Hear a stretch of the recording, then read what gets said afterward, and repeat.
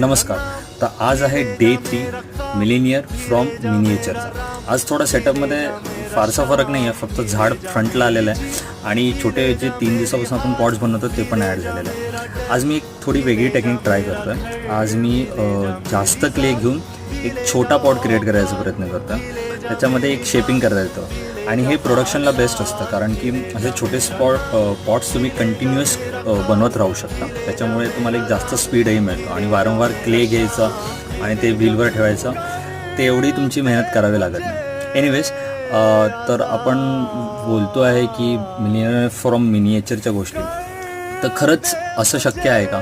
तुम्हाला काय वाटतं याबद्दल? जमत असेल तर कॉमेंटमध्ये कळवा. Meanwhile you can enjoy what is happening. आज मी पुन्हा एकदा पॉट्स TRN व्ह्यूअर म्हणजेच भारतातल्या सर्वात पहिल्या पोर्टेबल मिनिएचर पॉट मशीनवर बनवतो आहे, जे आम्ही बनवलं आहे. आय